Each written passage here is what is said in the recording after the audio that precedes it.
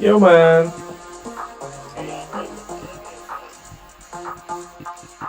Sorry? Can you hear me? Yes, I can hear you. Perfect. Okay, just give me one moment. I'm just going to connect a better microphone in. Yeah, no problem. So bear with me one moment. Yes.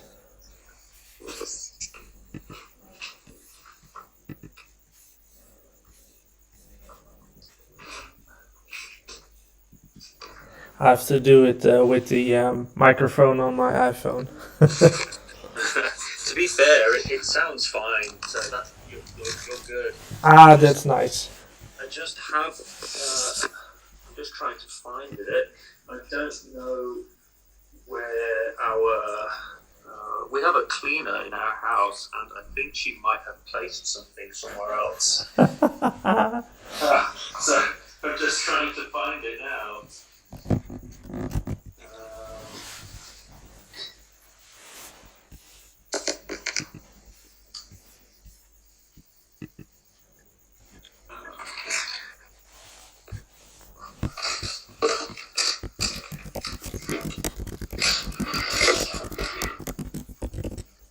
Give me 2 minutes, Ray. I will rejoin in a moment. Okay? Yeah, no problem. Okay, thanks.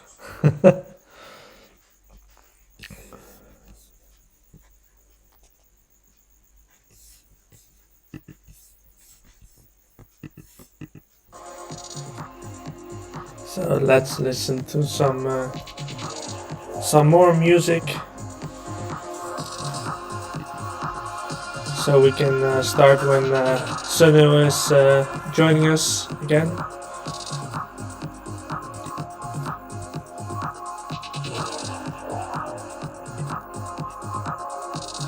And I had hoped that Chris would also join us, but sadly enough, he has some problems with joining in the Clubhouse app. So hopefully next time will be better. And if you can hear us not loud and clear, then please let us know in the chat. You can also join us in the Clubhouse app, but also join us in the chat on YouTube. Search for the Dev by RayRay, and then you will see it.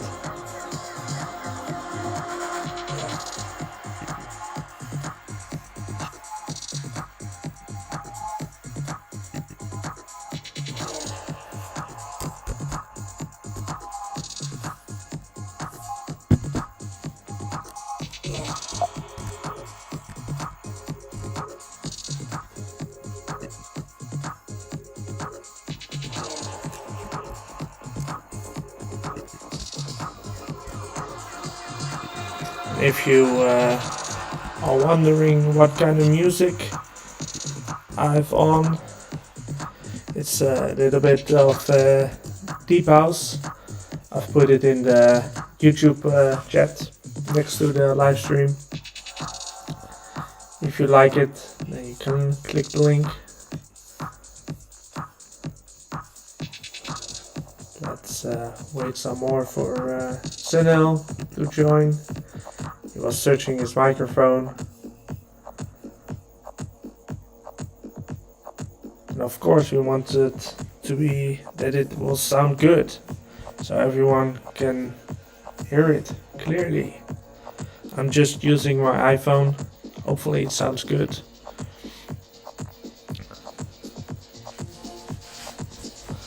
So I don't know yet if this is just for one moment that we do this, or that we will do it again. Just let us know in the chat or in the comments how you like this, and we can plan some other time if you are interested in this. I can see that 2 are already watching us on the live stream on YouTube, so that's fun.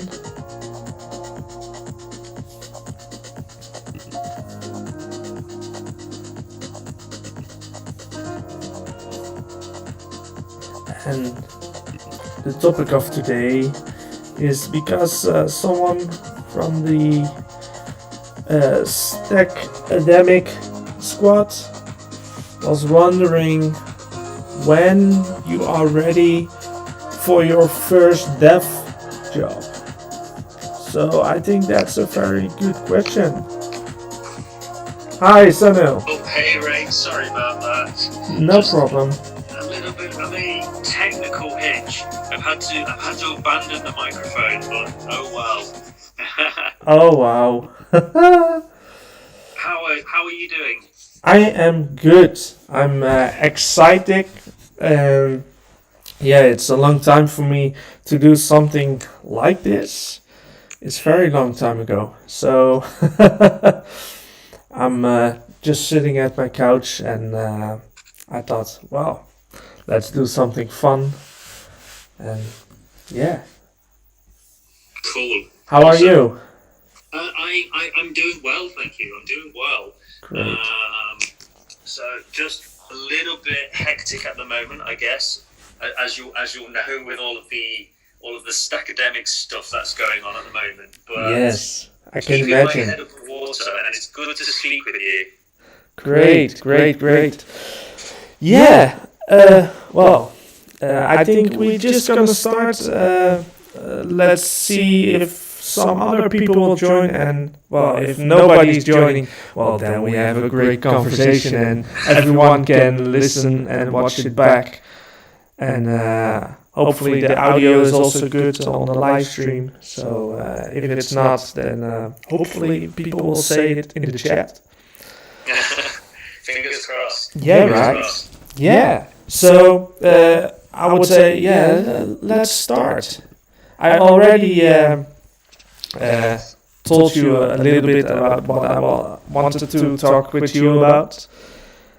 And yeah, one of the questions from one of your students was, when are you ready for your first developer job? And I thought, well, that's an interesting question. And I thought, well, yeah, I can make something myself and tell only my story. But I think, well, if someone else can talk about this, it would be even greater.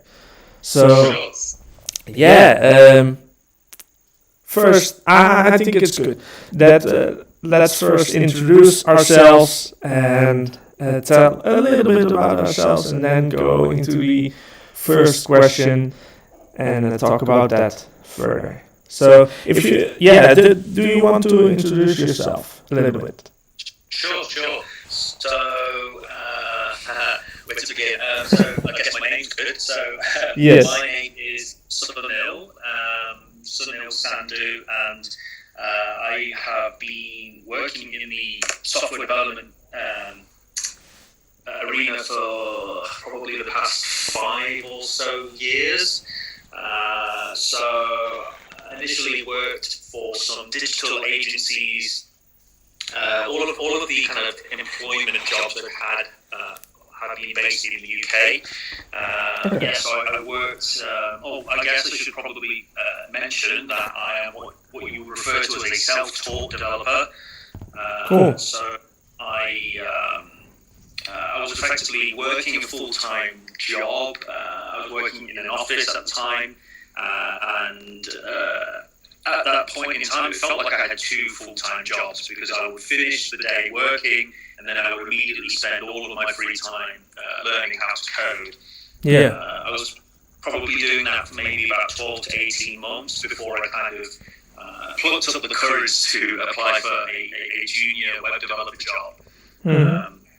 I was very lucky in the sense that it was the first job I applied for, and it was the first job I got.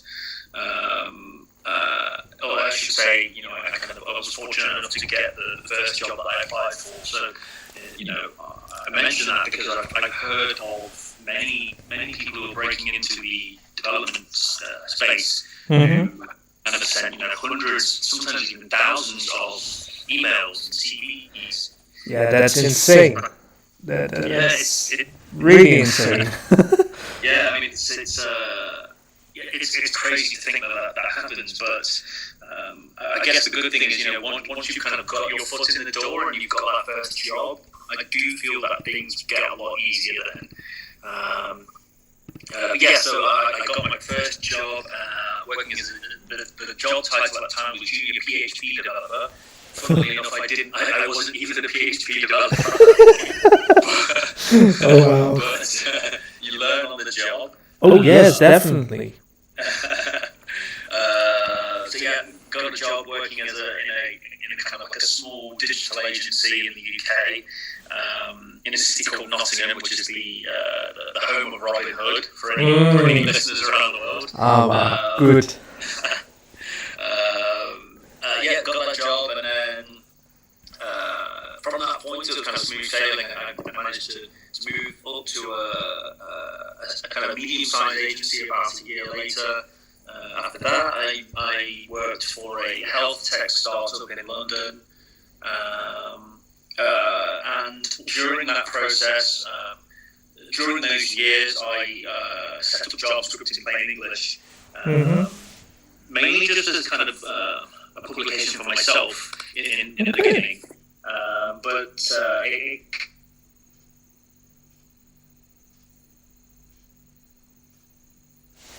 Oh wow, I think we have a poor connection. over the course of maybe a year, it got attention from Medium, who reached out to me, basically wanting to kind of bring us on in a more formal partnership. So before it was just a publication in the same sense as anyone can set up a publication on Medium. That's one of the good things about it.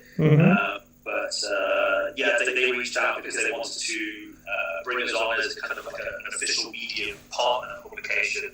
Oh wow. What that kind of means is just that they support what we're doing. They help to fund it in some regards as well, and that kind of helped us to continue to grow. Around about that same time, that was when I was working for the startup in London, and after a few months, I decided to quit the job just to basically focus on JavaScript in plain English and grow the publication. So it became my full-time job, which that's awesome. That's really. You were really call it lucky, call it whatever you want, but that's really cool. Yeah, I mean it's a surprise that I couldn't have envisioned that is what would have come from setting up a publication. Yeah. Maybe some of it was good timing. I think there's always been a luck with everything. For sure. People can write articles and make videos and everything, and they can be really good quality, but sometimes it's luck as to whether something goes viral or not. I think it's basically it all depends on quality, but more like the right place, the right moment, the right opportunity. It's called luck. Yeah, exactly. Where do I go from here, Ray? So essentially that happened. Nowadays I'm working on in plain English because we've grown from one publication to 3. Cool. There's a possibility we may be growing into 4 publications soon, but I won't touch on that too much because a little bit of it is kind of top secret. Ooh. Probably said too much. And then of course, that's at the turn of the year. We started this academic, which is an in plain English initiative to teach people how to code for free, and that's kind of grown a lot quicker than I expected it to. But that's a really good thing. That means there is a hunger for people to learn how to code, which I think you and I both know that exists anyway. Oh yes, yes, that's I think I think to answer the question like when are you ready for your first dev job? Well, the first thing is right, learn to code. That's it's obvious, but I think you created a great opportunity for a lot of people who cannot afford those expensive courses, who are maybe also not the best of quality, but offering it for free. I think that's really, really great for a lot of people. So I hope that a lot of them benefit from this. So that, but it's cool to hear that you also got lucky and got your first job by applying to the first company, right? Yeah, I mean, it's there's definitely, it feels like there's luck involved with anything that kind of happens so quickly. Of course, there's I know myself in the sense that I worked hard to get that opportunity. Yeah. But again, sometimes it's being in the right place at the right time. For sure. Because had I applied for my first job a month earlier or a month later, that not only would that role that I eventually got maybe not be available, but maybe there would have been a better candidates or more experienced candidates, or maybe I could have woken up in a bad mood that day and maybe not interviewed as well. So there's lots of things that kind of go towards it. Oh, for sure. That's well, I think my story goes a little bit more further back. I'm a developer right now for almost, I guess, 11 years. And I also I was finished at school and at the company where I did my internship, my latest, before I graduate. I got the opportunity to learn a lot, but then at that time I was not working as a developer, but I would call it a desktop publisher. So I was making designs and making some art and that kind of stuff. But I was really interested in building things already from when I was 14. And at that company there was a boss, and he was pretty young, but he already got a big company. So he told me, he said, well, one of our only front-end developer is leaving, and you got great numbers on your list. Do you want to try it? My first response, hell yes. Hell yes. I didn't even thought about what I didn't know, but I thought, if I get this opportunity, I would take it. So, I was also lucky enough that I was at the right time, at the right place, and worked my ass off and built a lot of things, not only at my job, but also in my own time. I didn't, at that time, even had an internet connection at home. Oh, wow. So the things I did was I had a computer and had a magazine called Web Designer. I think that Web Design magazine is also in the UK. I've heard of that magazine, definitely. I've definitely bought a few issues as well over the years. Yeah, well, me too. So I did learn a lot from that. And I think that was the point that that made a passion grow in me. And from that point, I've only grown, worked my ass off, and get my first job. But I started coding when I was 14. Just HTML, tables. Well, I already said that in a tweet where you asked something. And am I that old? Well, I'm not that old, but yeah, I learned HTML with tables, inline styling. It was a mess. Okay. And I guess you're part of the float family as well, then? Oh, yes. Table family. Yes, the table and the float family. Yes. Yeah, when the Flexbox came out, I liked it, but I had to get used to it. Because I was already so many times building websites with floats. I've used them for anything, but I also didn't understand anything about how they worked. So I had to get used to it. And then came Grid, and I like that even better. That's floats and tables. Man, that time goes hard. Yeah, well, I feel a similar pain with Grid at the moment, in the sense of I have pretty much only exclusively built websites using Flex and Flexbox. Oh, really? Up to a point, and then of course now Grid, over the past few years, Grid has kind of been growing in what's the right word? It's being accepted by the browsers, let's say. Oh, yes. And of course, I built websites with Grid, but even my initial responses in my brain when I start a new website is to use Flex, because it's it's the thing that you have been using more, so it comes to you naturally.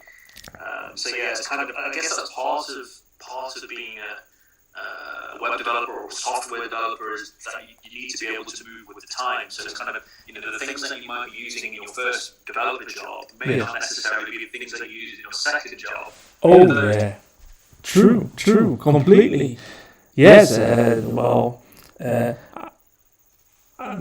to be honest, I set a list of questions and I shared it with you, but I think we just have to continue with this conversation, because this is way more valuable than those questions.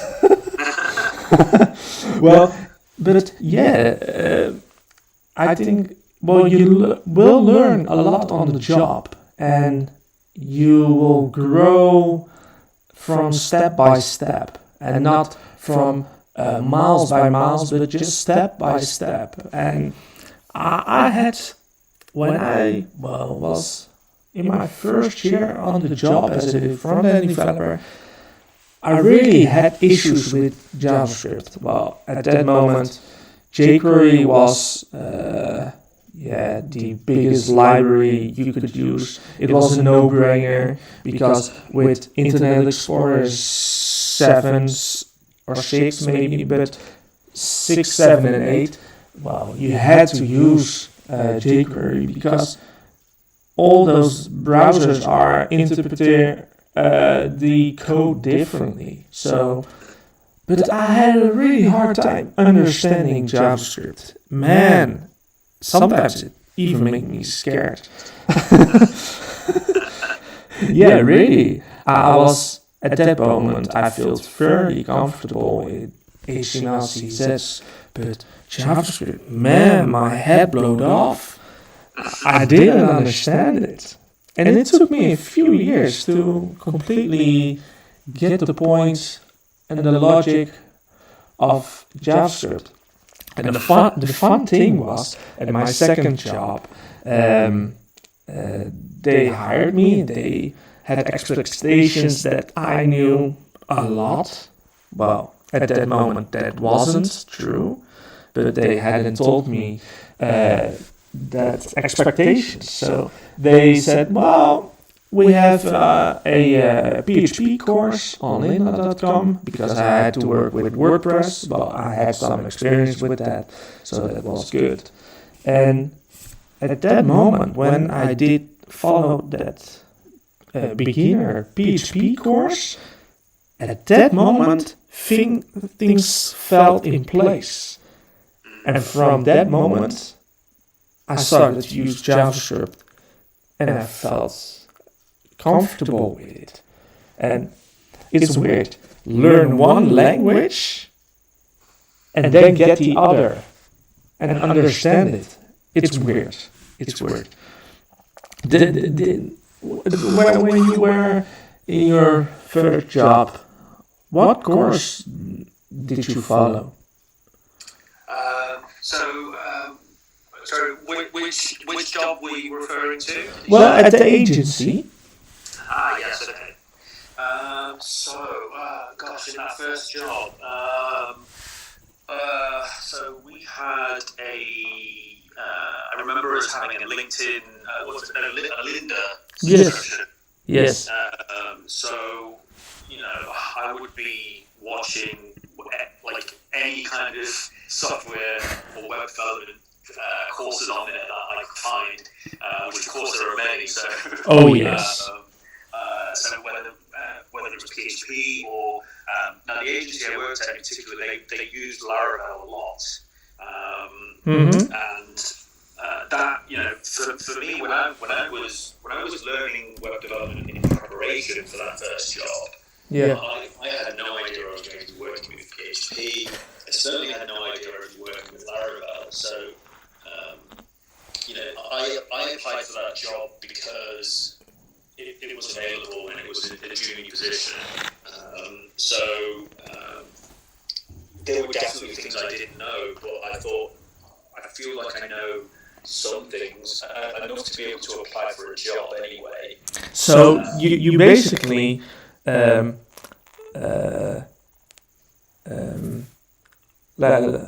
I'm gonna phrase this. You were not ready to get the job and to make a check mark on everything they ask, but you felt ready enough to apply. Exactly. That's it. So I knew 60% of what was required. Wow. And that's kind of it's definitely important for people to be aware of that as well. That look, if you get into programming, you're never going to know everything. True. Yes. It's similar for a lot of professions as well. That you can never expect to tick every box. No. You can learn as much as you can about something on a job specification, but there will always be someone that knows a bit more than you, and you can never expect to have achieve mastery in everything. Therefore, you're not going to know everything. Oh yes, true. I think that's a really important thing for people who are wanting to apply for a job. That never ever. Well, there are some exceptions when you have that many experience, but most of the time it will not be 100% that you can check the boxes. Exactly, that's it. It's a strange one because I think we're not necessarily programmed as individuals or people to realise that at first. True. Especially when you kind of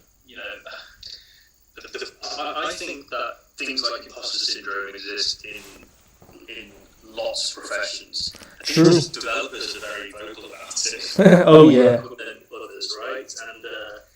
And for whatever reason, I think a lot of that comes from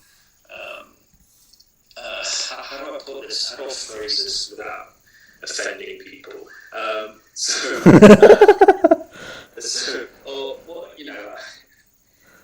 Sometimes when you come into a job as a junior, the people who are more senior than you, you may even be subordinate to in those positions, i.e. they might be your manager.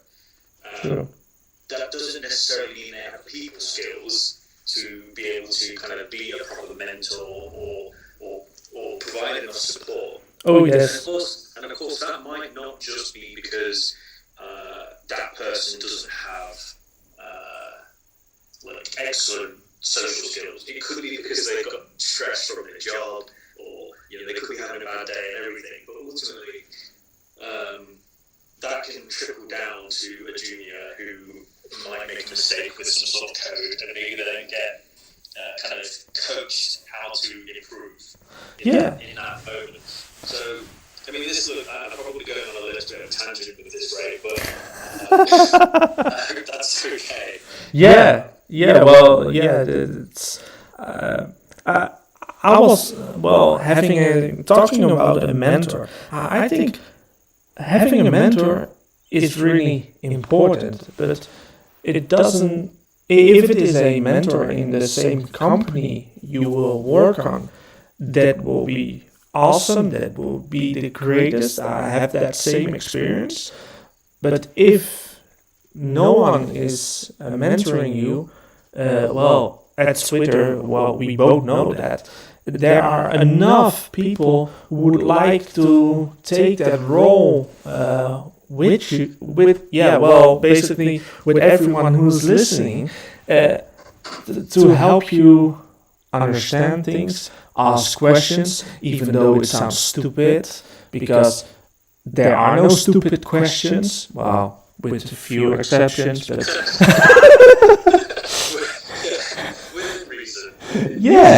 but as long as it is a question to grasp an idea or get the concept, or as long as it is not asking a question to ask a question, but if it is to learn, I think it's really important. I had at one company, it was the first. I had worked a little bit on my own, and I built a couple websites for smaller businesses.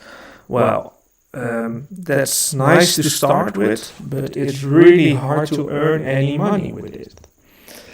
And especially if you depend on it. And that was quite stressful. So my girlfriend at that time said to me, Ray, I think it's time you're gonna search for a job. And I was searching, and no matter how many letters I sent, almost every time I heard back, you don't know JavaScript. And I was so frustrated about it that I thought, I don't know JavaScript, I know jQuery. What are you talking, man? And I've learned from my second job that I had to be honest and very clear about the expectations people could have from me. So I had a job interview at a company in The Hague in the Netherlands, where I live. And there was a senior developer walking in, and I was expecting he was talking Dutch. It was a British guy, and he talked English. Then I thought, shit, now it's gonna be even more difficult. So I thought, that guy was super nice. He was big, really big, but he was so nice. And I thought, hell yeah, fuck it all. I'm gonna be honest. I'm gonna be completely honest. And so he grabbed a list. Do you know this? Do you know that? Do you know JavaScript? I said, I can work with jQuery, but vanilla JavaScript, and I've never touched it. Okay, no problem, he said. So the job interview ended. He said, after the weekend, we will contact you and let you know about if we want you or not, or something else. So I set in once foot at the door at home, and my phone rings. and the guy is called Jim, and he said, "Well, Jim here. We want you for the job." And they offered me a salary. I thought, fuck yes, I'm gonna do that. And that guy, he, it doesn't matter if you didn't understand it, as long as you work your butt off to understand it. And he would go and sit next to you and explain everything, write everything down on a whiteboard. And that was so helpful. That is a role, a position that someone set a example for me that I try to do myself for others. And if you have a mentor at a company, that's really valuable. That's really. But if you haven't, search for online, because you need it. Did you have a mentor person or multiple? So I didn't, but I agree with you that if you're able to find a mentor, especially early on, it can help a lot with regard to, even besides kind of the encouragement and motivation, words of wisdom that you can get. I think it helps in terms of reducing the amount of mistakes that you can make, but also reduce the need for you to unlearn them later on. True. Yeah. I mean, I was unfortunate in that regard. I think, and I wanted to ask you this as well in a moment. I'll kind of just explain where I'm going first, I guess. But I think I could have had a mentor possibly in the first job I had. But and the developer who was also working at the company, they didn't have years and years of experience, but they had more experience than me. Yes, which is important. But I think I had a little bit of almost the opposite of imposter syndrome to begin with. I think it's Dunning-Kruger syndrome. Oh, not massively. Don't get me wrong. Okay. I wasn't an arrogant prick or anything like that. Oh. But I think I just maybe underestimated the other developer's ability, and maybe overestimated my ability to kind of grow quickly in the job. So it's a strange one. It's not just. I mean, look, it's not like I was sat there butting heads with my colleague or anything like that. No. But I think just I was more eager to learn by myself. Yes.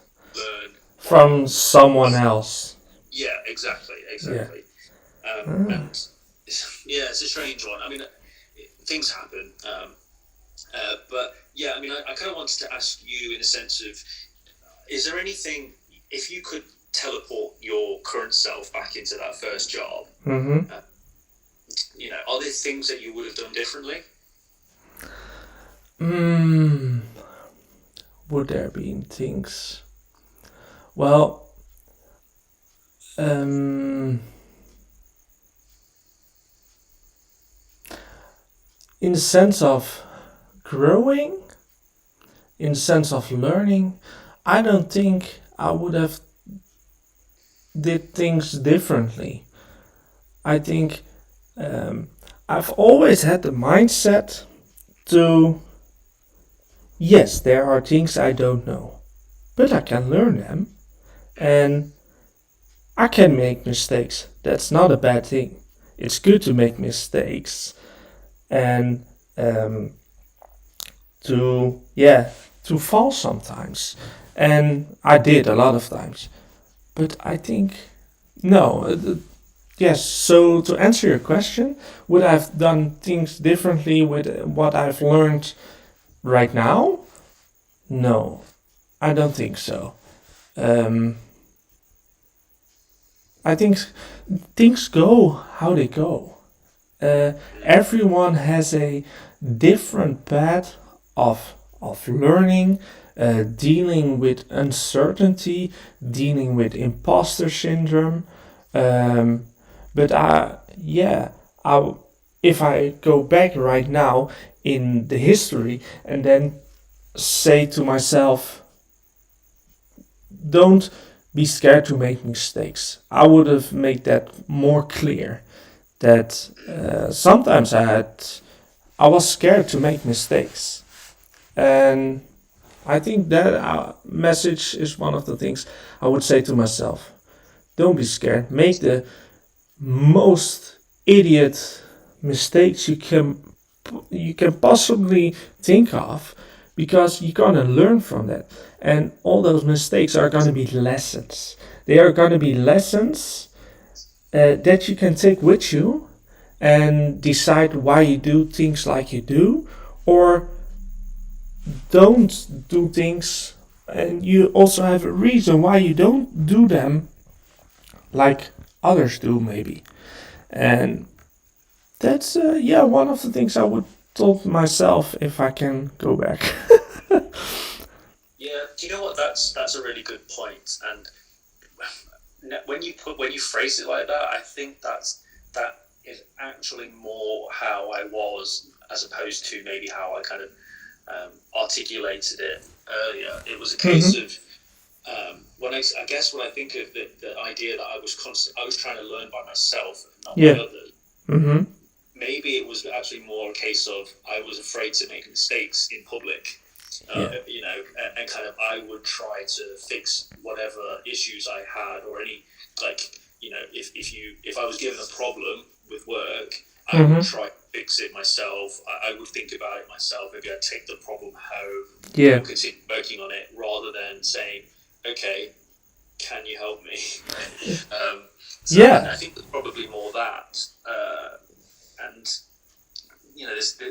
especially in your first job, I mean, there's nothing wrong with asking for help anyway, as long as for sure. Yeah, like you said, as long as asking questions is fine, as long as they're the right question.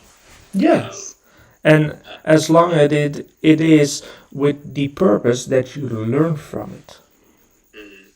I think that's really really important.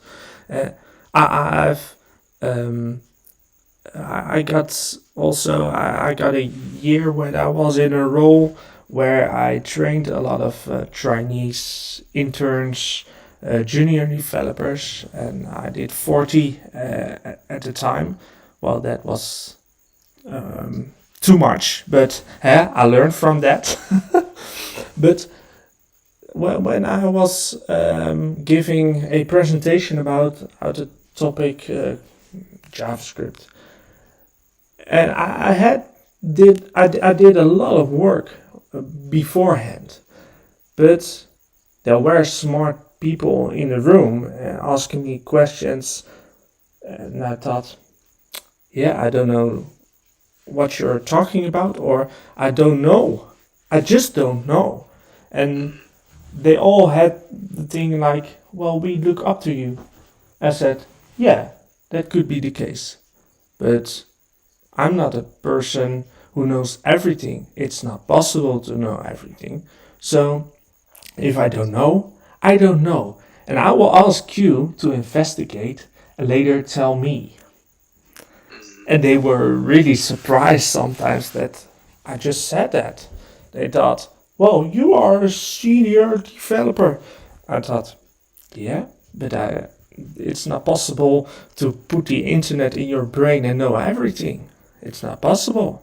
Things change. And I had quite some fun with that. Just by telling them, I don't know, maybe you can investigate. And that was quite some fun. So that, maybe go back to one of my questions. And if junior developers or people are just getting started but want to reach for a job, what kind of vacancies do you think they should check, or should they tell the companies that they are a junior developer or just a developer? You know what? It's a tough one. I think it's. I think a lot of vacancies out there are vague in terms of how they actually, or what they're looking for and how they present that. Yes. It seems as though there are, on the surface of it, more senior software engineer jobs than there are just developer engineer jobs, kind of your standard ones. Yeah.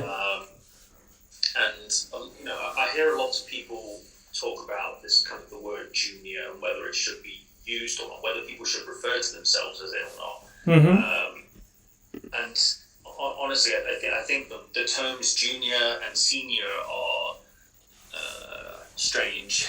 I think we're all just developers, programmers, engineers. I mean, look, okay, technically there are differences between them, but True.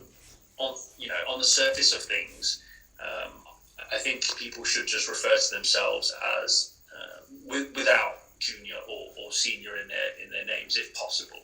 Yeah. And kind of just focus more on the experience that they have, whether that's years or projects. Yeah, true. I think also like you can in some topic be a junior developer and some topic you can be a senior. Exactly. Yeah. I mean that's a really good point. Yeah. Right. And obviously, nothing against anyone who uses junior or senior or lead or whatever, like whatever people want to call themselves. That's all good. In terms of from a hiring perspective, though, like I don't think I should. If I'm looking to hire someone, I don't think I should limit myself to just looking for seniors or just looking for juniors. Just kind of focus on what can that person bring to the table. Yeah. And it kind of like you said, and it kind of touches a little bit on what we were talking about earlier with that kind of maybe only knowing 60% of what the job requires. There will be things that you might not know on that job specification, or you might be a junior in something and a senior in another bit. But that shouldn't stop you from applying for the job. Oh yes. Yes, completely true. Completely agree with that. Because, 100% setting all the checkboxes, maybe if you have 20 years experience, maybe. But, if you just get started, take 60% if you can set the checkboxes, with things you know, then just apply and and also if you get rejections, I think that can be hard, but dust off your shoes and go on.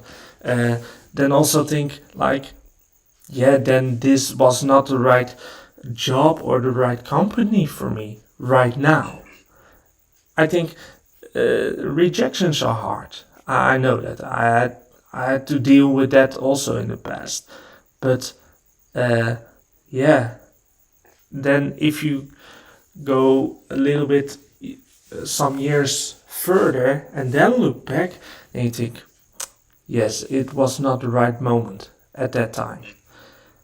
I had that a few times when I had to leave my first job, and then a few years later, I think 2 years later, I was at a great company. I did projects for bigger companies like banks. And then they asked me, do you want to come back? And well, that gave me a really good feeling. But I said, hell no. Hell no. You ask me back right now? Well, you... I don't know how you say it in English, but it was good for my ego. I bet. Yeah. I mean, it's an interesting point that you raise in terms of just kind of rejections and how you deal with them. I mean, when you were kind of starting out as a developer, can you remember like how any of the first rejections you might have received were, whether they were for the first job you were going for, or even maybe the second or third? Kind of how was that process of dealing with it, and kind of were there things that you learned along the way that helped you? Well, I definitely can remember all those rejections I got with letters like, well, you don't know JavaScript. I had that a lot of times. And at that moment, I felt really emotional about that. It felt personally. It's like I was not good enough. It was not that I only had that feeling, but people were telling me, you're not good enough for the job we search for, the position we have. You are not good enough for it. But I was really emotional about that. But what I learned from that is, it was just not the right time. It was not the right place for me. I was not there yet. And that was not a bad thing, even though I experienced that at that moment as a bad thing. But it's not a bad thing because, I had to take more steps to be in that position again, or to be in that position later on. And that's one of the things I learned from that is, even though I'm not there yet, I will be there later on, but not now. Not right now, I'm not there yet. Or I don't want to be there. That could also be. But those things I had a really difficult time with that. I had to struggle really hard. But right now I can look back and think, I was not there yet. And that was not a bad thing. So it's not a emotion anymore of struggle. It is now an emotion of a lesson. And I think that's really great. That, what is, maybe to round up a little bit, what is one of the lessons you have learned, maybe the hard way, that you want to share with people who are just getting started? Wow. Okay, that's It's a deep one, right? it's a good something I had to learn the hard way. I think that there's probably a couple of things. I mean, the first one that comes to mind is just understanding that you won't know everything. And how do I put it? It's, I mean, just, I think that, like, learning that, I mean, I learned it very early on that it would be, that would happen. But it's basically accepting that. Well, that's it. I mean, it's when it's a funny thing. I mean, I don't know whether everyone experiences this, but you kind of, I feel like when you're learning something, when you begin, there's this, or there is this notion that you have kind of unconscious incompetence towards something. And eventually it leads to the point where you have unconscious competence. Yes, true. But you go through that phase of kind of not knowing that you don't know something to knowing that you don't know something, and then there's this kind of point where you know that you know something, and it can kind of manifest itself in a slight arrogance in that moment. I think a lot of developers do go through that as well, and it's kind of I, I think that's very natural. I think that's also not only bind to the developer job, but to being to a human being. That's the process everyone has in multiple phases in their lives. That, Yeah. well, for example, you think how about a baby. He started just lying on his back and just looking, nothing more. And then a few months later, it starts uh, rolling around and then crawling and then eventually putting itself standing. And well, that's a completely natural process. And but if you compare that to people are just getting started and think, well, I want to be there. Yeah, I can understand. But if you think to your nature, just start laying around, looking around. Start being it's, I don't want to be rude, but be a baby developer and look around. What's all around me? And um, experience that.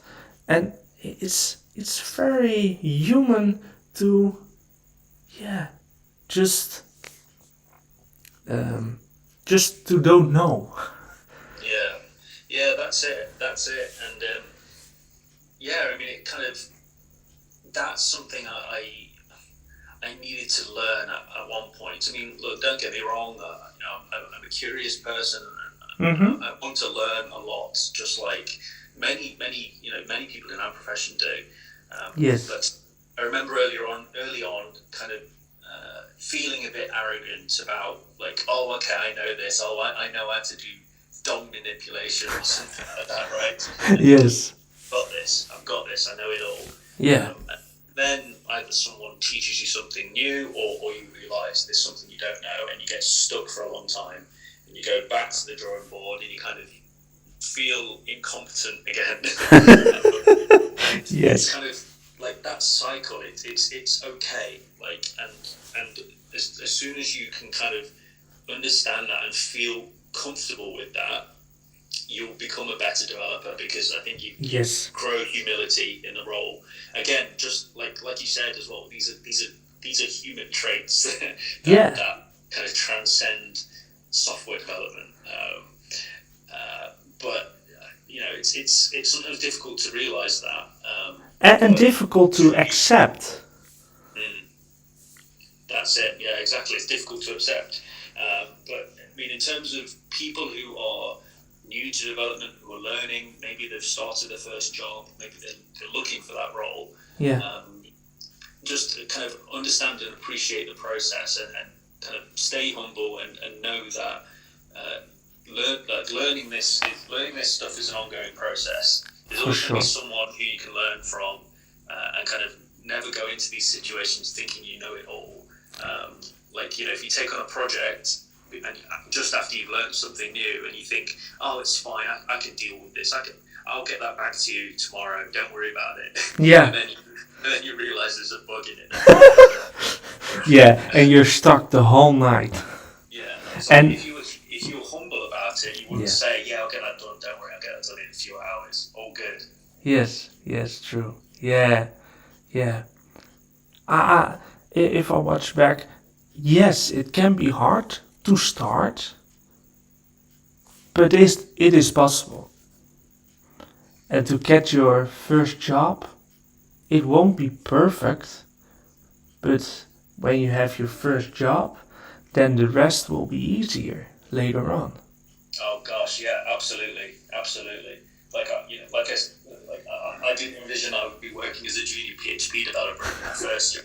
Now, thankfully, I haven't touched PHP since that first job. Yes. But that first job doesn't have to be perfect. No. None of the jobs that you get may be perfect, but if you can get your first job, like that feeling you'll have is amazing, and for sure, it will help shape. What you'll ultimately start to learn what you do like and don't like as well. what you're productive, what you're not so productive in, because you might take up a job, on a different day, or a different person could take that junior PHP job and realize they love that. Yeah. And that's what they end up doing. So, but yeah, if you can get a first job, it might not be exactly what you want, but if it gets you on the ladder, that's the most important thing. Yes, I think that's the maybe the most important message for this session we have right now is work your butt off and get your first job, and the rest will be easier. But getting your first job, building projects, and learning things that will not be easy, but it will be doable. I think that's right. I think that's a great message to close it with that. Cool. No, I agree. That sounds good. I've really enjoyed doing this as well. Me too. It's a platform, and it allows for this kind of long form conversation. So we'll definitely have to do this again soon. For sure. Hopefully the live stream, everything goes good, and by that it will, hopefully the recording will be good, and I hope to put this on my podcast account I have, so we can listen, or people will listen to it a lot more, so they can learn from it.